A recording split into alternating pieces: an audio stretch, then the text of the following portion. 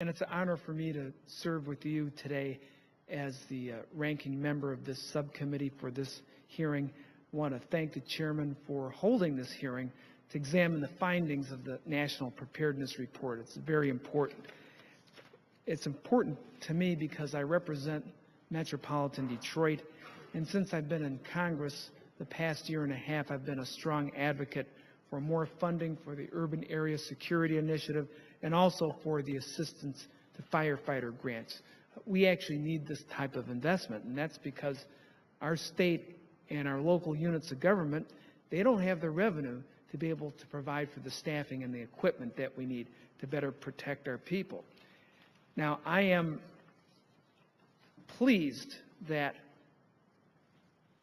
the Department of Homeland Security appropriations bill that we'll be voting on soon this week in the House does contain an additional $400 million in additional funding to state and local grant programs.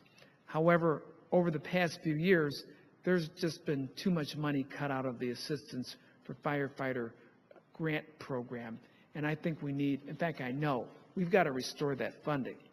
Congress really needs to do much more to better protect our state and local communities, and I'll tell you why.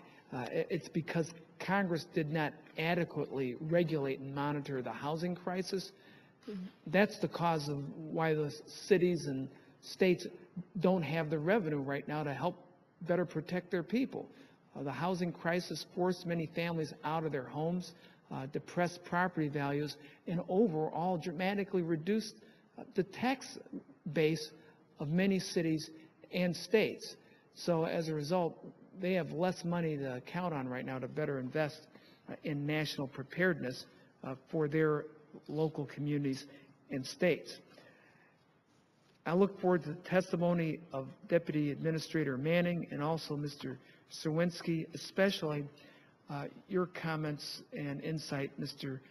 Serwinski, on how the recently released National Disaster Recovery Framework can help better prepare communities to recover from natural disasters and emergencies, especially small businesses that need help reopening, or families who are displaced when their house is burnt down or blown away, how they can get new housing again in a prompt fashion without having to spend more money that they've likely lost because of the emergency.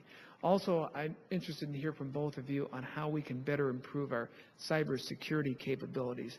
As you're aware, the full Committee on Homeland Security recently considered legislation on this issue.